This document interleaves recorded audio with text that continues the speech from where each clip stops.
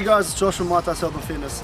With the recent postponement of the NPL and WNPL seasons and the Football South Australia soccer leagues, what we're doing at the moment is we've compiled a program that will help you get through this time if you are training at home. The program that we've got is about to come to you right now with sprinting and change of directions, some drills on that, some strength drills and some power drills as well.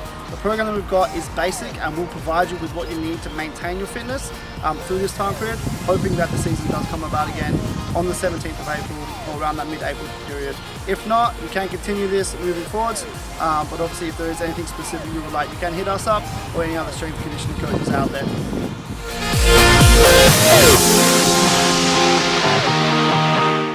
So the first drill we're going to go through is a sprint, decelerate, sprint. Basically looking at our ability to decelerate and then accelerate once more. We're starting at the orange cones, we take off as fast as we can through till we hit the blue cones.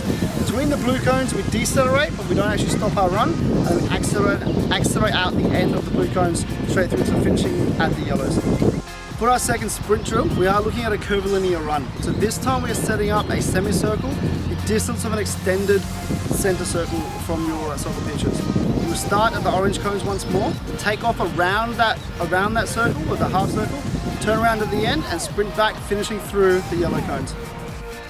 For our third sprint and change of direction drill, what we are looking at doing is incorporating some deceleration.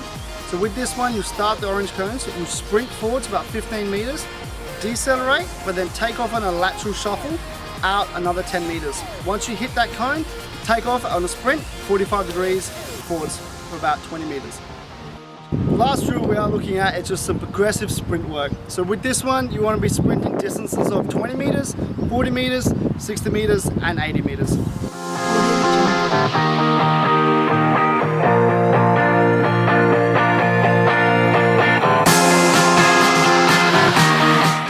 For the second component of this program, we are looking at building in unilateral power. So we are looking at incorporating power laterally, also forwards, and also vertically. For our first exercise, we're looking at a split start to a lateral bound. With this one, you want to start on the floor kneeling, pushing yourself off explosively to the side, landing and repeating back the other way.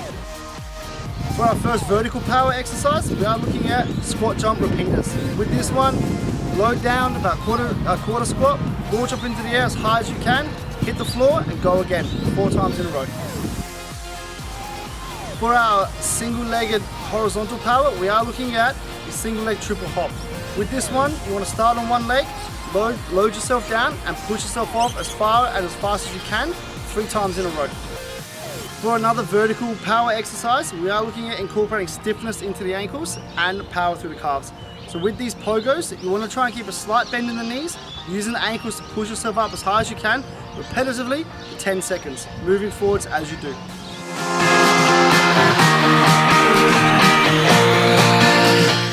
For the final component of this home program, we are looking at strength. With the strength, we're looking at lower body strength, front and back, so quads and hamstrings. We are also looking at core and integrating that into the hips. For our first exercise, we are looking at single-legged squats. With this one, you want to try and find a bench or a box. If you can't find that, aiming to get to 90 degrees at the knee is totally fine. From here, lift one leg up, sit your bum back, keeping the weight through your midfoot to your heels. As you come up, push through, stand up, squeeze your butt nice and strong on that leg that's planted. For our second exercise, we are looking at single-legged band deadlift. So with this one, you will need a band. You want to wrap it around the bottom of your foot and up over your shoulders.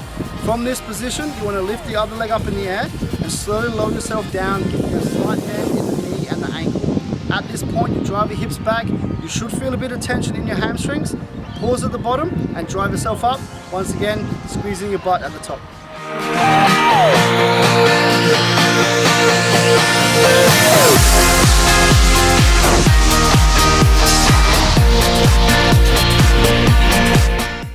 For our first core exercise, we are looking at a contralateral hip thrust. So with this one, you will need a small foam roller, or if you don't have the foam roller, you can place your knee against your hand and apply tension to each other so they don't move. From this position, you're laying on your back on the floor. If you can put your foot on a step, that's also fine. You want to drive your hips up into the air, maintaining tension on that opposite side. You should feel this one right through the hips into the opposite side of your core.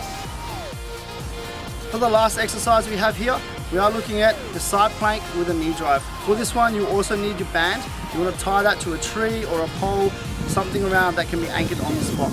You want to loop the band around your foot, bring yourself into a side plank position and drive that top knee through till it meets at 90 degrees. Hold this position and then bring it back out. We are getting hip flexor and oblique at the same time. So thanks for watching the home program. Hopefully you do give it a go and you do find benefit from it. If there is anything you need help with or would like further individualization for yourself during this time period, please feel free to hit me up on the details below. And for those that are getting at it right about now, good luck.